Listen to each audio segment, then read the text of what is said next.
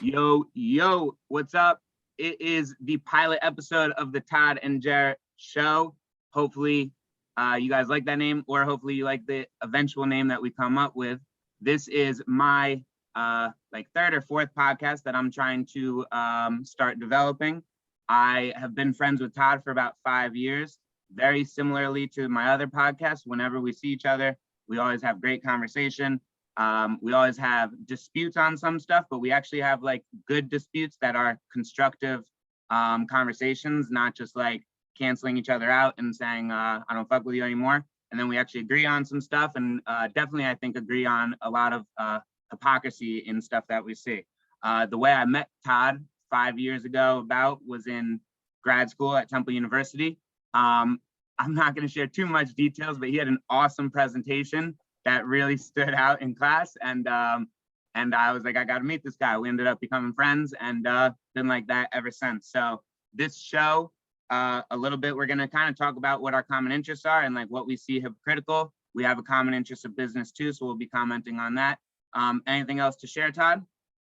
Yeah, I think, and I want to give credit where, well, and first, I'll reveal a little bit more. The way Jeremy and I met is I put an incredibly inappropriate drug-based theme in a statistics presentation. Throughout my career at Temple, I had multiple people coming up and be like, "Oh, you were the guy with the cocaine bear." Yep. Yes, I was. The professor. It was literally my first ever class, first class I was taking, the second actual class. I was like, wow, that is wild. My second or third class that I'd ever taken. I just, you got to start off strong. Yep. But so when Jeremy approached me about doing this, we started talking about the concept and sort of what we do. And I think we put together a format that another podcast I like. It's Matt Taibbi and Katie Halper. They're called Useful Idiots. And one of the things they do in their show is they call it the 4 food groups. And so it's basically they have 4 topics, and their topics are Republicans suck, Democrats suck, think isn't that terrible, isn't that weird, and they basically each sort of alternate those and just talk about a story that sort of fits into that mold, and then they discuss it. And I think it's a really nice, easy format that allows for some discussion and sort of some similar topics. So Jeremy, I think what we came up with, we're going to just sort of steal Republicans suck and Democrats suck because, we both love talking politics and current events and all that. Then, we're also going to talk about funny business, which is basically something, like a comedic story from the world of business. And then something called horrible or hilarious. And I think each week that could be something that is either going to be horrible or it's going to be hilarious. And maybe we can find a twofer that is hilariously horrible or horribly hilarious, Yeah. Sometimes, depending on the person, some will find it hilarious and some will find it horrible. And I think that's really the needle that would be the ultimate horrible or hilarious. And I think as time goes on, it'd be great. We could maybe kick around some different topics or subject areas, and I think we'll just figure out what to talk about. But so Jerry, you want to get started? I think you got Republicans suck this week. Oh no, you got Democrats suck this week. Democrats suck. Although they're all the same these days, it's hard to differentiate. But I like that we're starting off this pilot episode. I'm just like Todd starting off NBA, coming in hot. I think we're gonna start this show coming in hot. All right. Let me actually preface this with, I reserve the right to change my opinion at any time. If I get canceled or if I'm on my way to getting canceled, I'll definitely change my opinion to appease everyone, instead of just losing my voice. And also, everything I say, I'd like to think comes from love and really just trying to understand. So if anyone wants to try and convince me otherwise of my opinions or what I don't understand, I'm open to that. I want to hear that. This is just from my point of view, what I see and what doesn't really always make sense to me. With that being said, where's AOC at the border wall? Why isn't, or at the border, not the wall, the no more wall? But I really don't understand. I've read into it. I know there's probably a lot of stuff that I haven't read into. So I don't want to sound too ignorant, but it doesn't seem too different than what was happening the last 4 years, or what was happening before those 4 years. It wasn't good under Obama. It wasn't good under Trump, and it's not good now under Biden. And I think, I don't know what the answer is. We can say that. You don't have to say oh, we have the answer, but to say that right now is not as bad under Trump when numbers are skyrocketing, explain it. I don't know. I don't really get that. Jeremy, So it's just that's really it.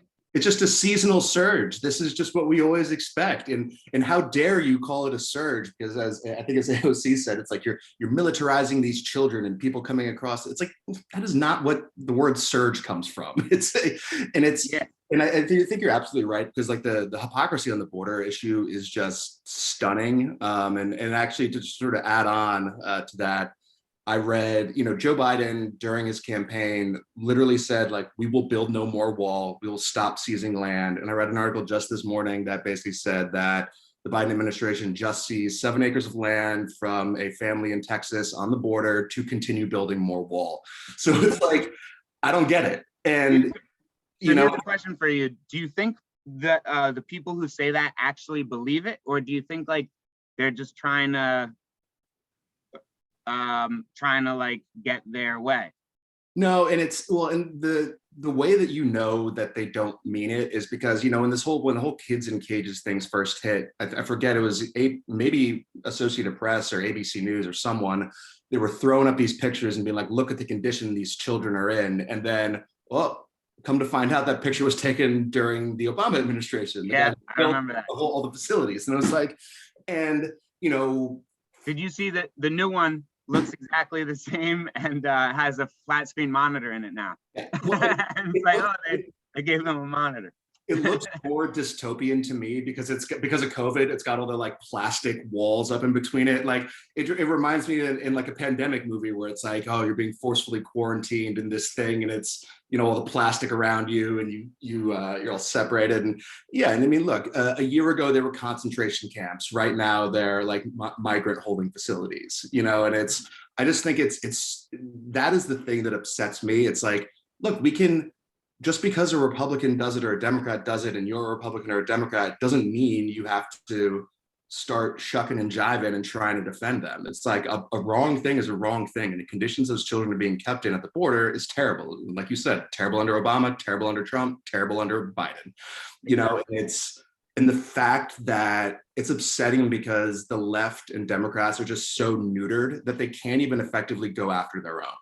And the other thing is that and it's something that people hate about all politicians. It's just a blatant hypocrisy. That's exactly what I was going to say. Sorry, I want to cut it off and then go to Republicans. But my last comment, my bad, is just I think it takes away from people believing other things that they might say because it's just so obvious. And it's like, it's doing a disservice. 100%. It's doing a disservice, and it's losing people's trust. Let's hear your hypocrisy. I'm excited to hear this. Well, and I think it's less hypocrisy and more just a very prominent Republican, I think, being an asshole. So Nancy Pelosi, who, I've got no love lost for, she just released her memoirs, and apparently in it, she talked about how when Ruth Bader Ginsburg died, that Mitch McConnell basically seemingly single-handedly blocked her from being laid in state in the Capitol Rotunda. So she ended up in this little it's called, I think, Sanctuary Hall. It's like a part of the Capitol, but it's not, the rotunda. Right.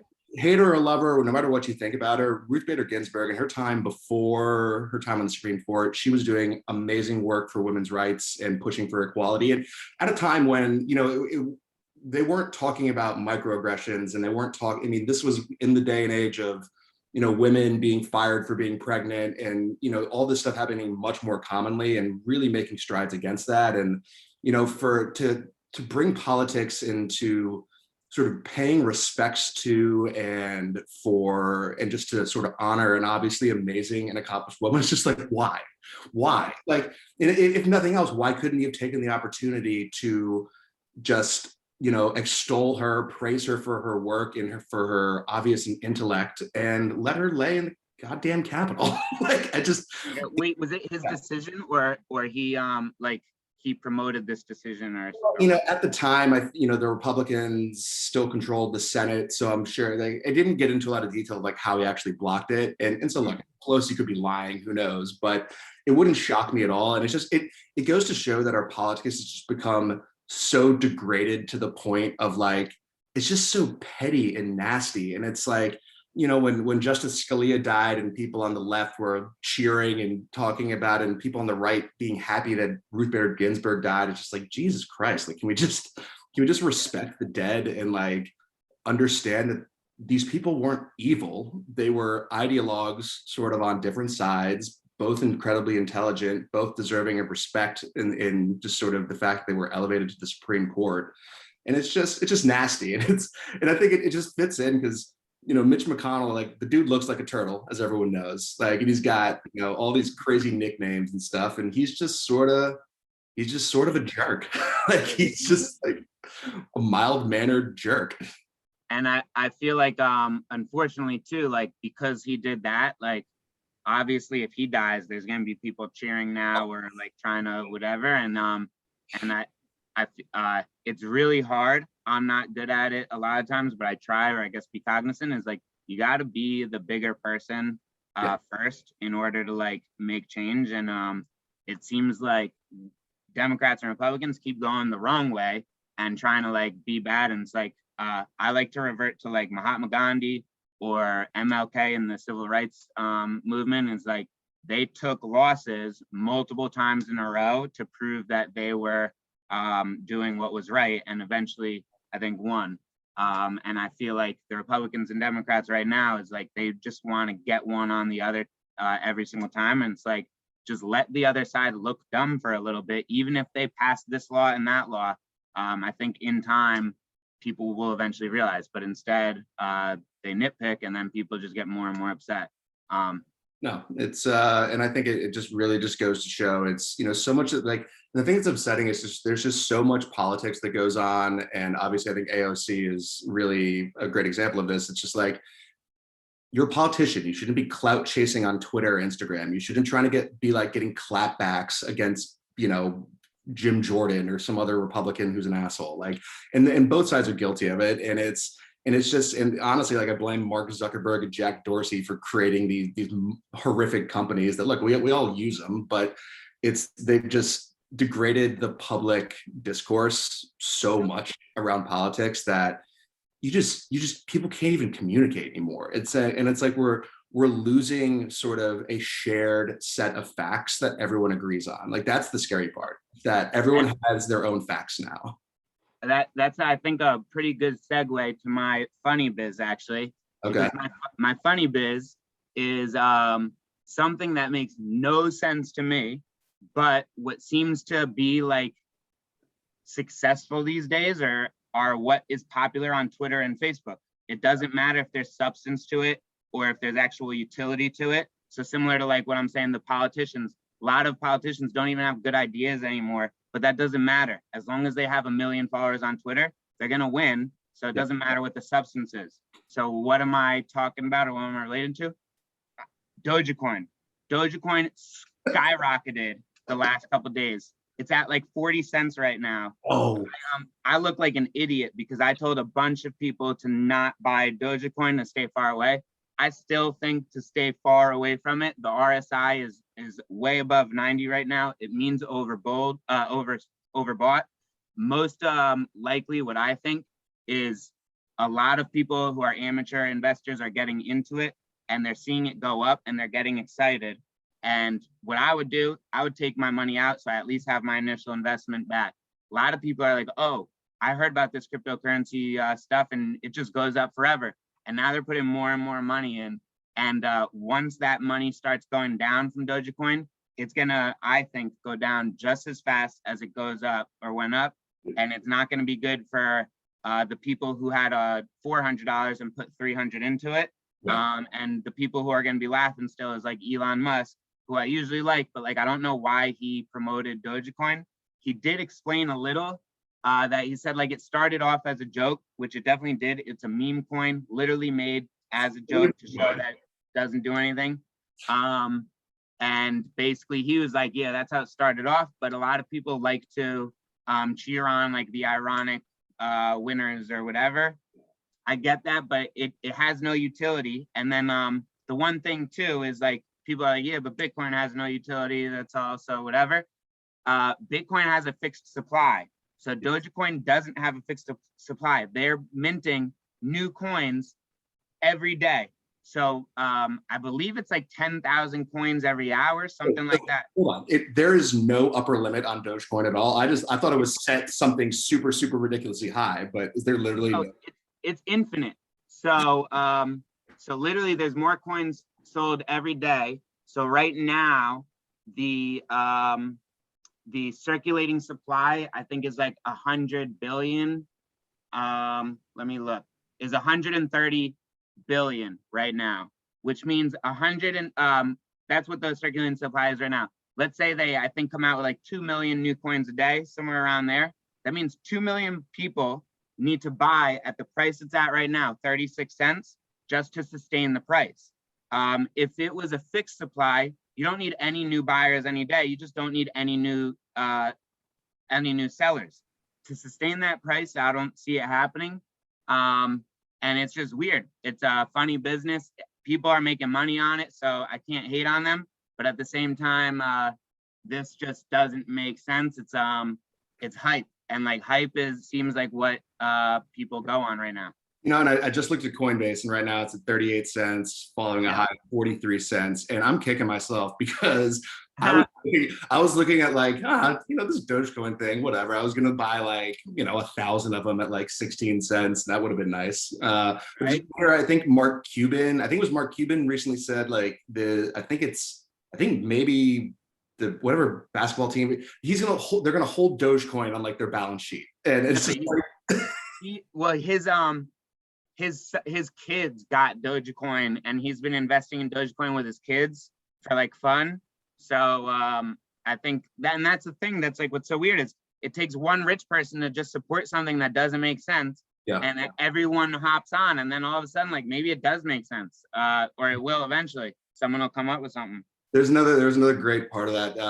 Elon Musk tweeted out something about like everyone should use Signal, and there was some completely, which is like an encrypted messaging app, doesn't save your, and there was some unrelated stock that I think its ticker symbol was like SNGL or something like that, and it just skyrocketed because everyone thought that's what he was talking about. Well, and yeah. Another one. This is my last funny thing. I want to try and really stay with the time frames, but who did Carol Baskin kill again?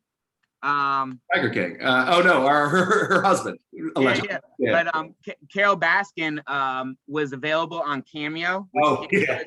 You can like hire people to say happy birthday or whatever. I actually got Cameo some like $10 weightlifter to do it for my brother. It was awesome. I love that business. I love the idea.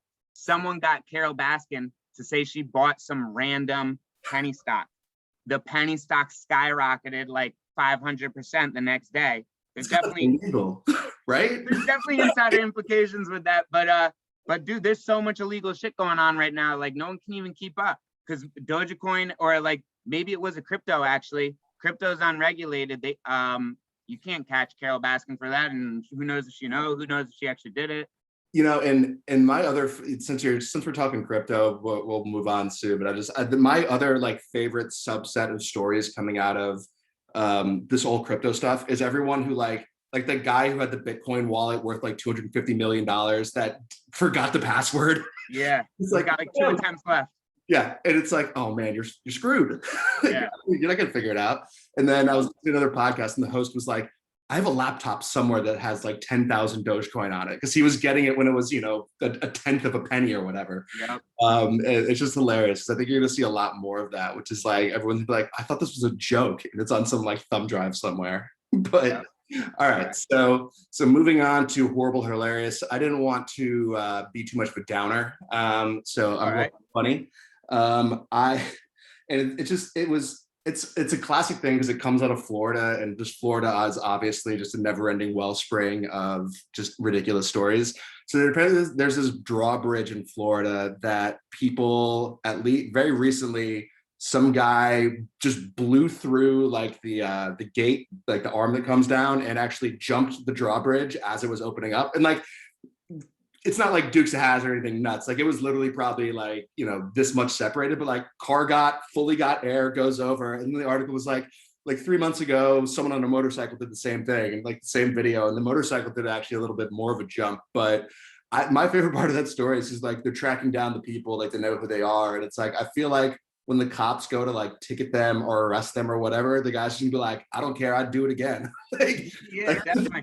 I mean, well, that's one of the funny things about like news these days is like people love the clout. So it's you give them all of this attention, he's all about it. If we didn't give him attention, I bet you maybe, and we like secretly arrested him, he probably wouldn't do it again. But if you're on national news and people are like, oh shit, that looks kind of cool, he doesn't care. And then like a lot of time too, I feel with GoFundMe these days is like someone will fucking get him a GoFundMe, he'll be a millionaire, and he'll be like instigated to do that shit 10 times crazier, 10 times whatever, more. Look, you know, and I feel like that could be a whole different segment we maybe test out as something ridiculous from GoFundMe, because like that, the chick that put the gorilla. That's a great idea. That's a great idea. The girl who couldn't get home from Atlanta. Huh? Did you see the girl who couldn't get home from Atlanta?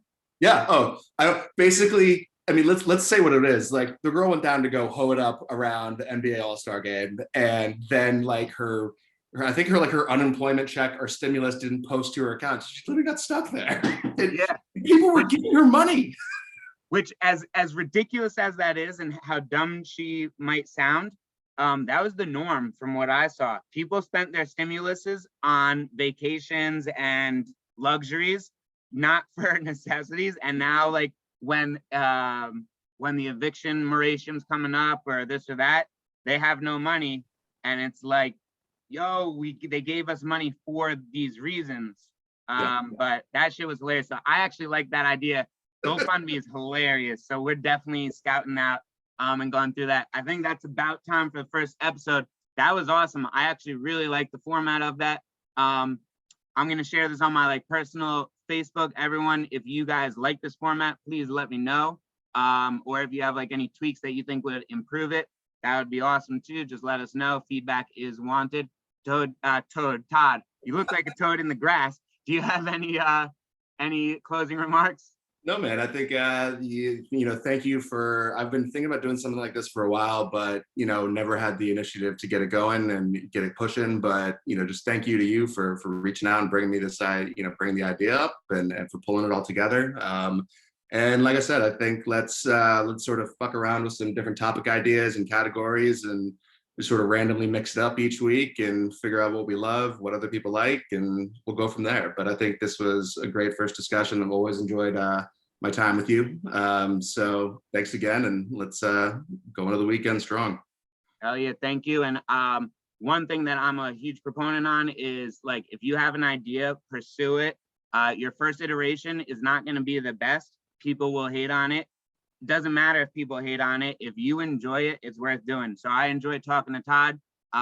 Hopefully some people enjoy this, but at the end of the day too, like we're pursuing something we enjoy. I think that's really cool. So I'm glad that you're doing this with me too, Todd. Peace out, guys. Have fun. Later. Bye.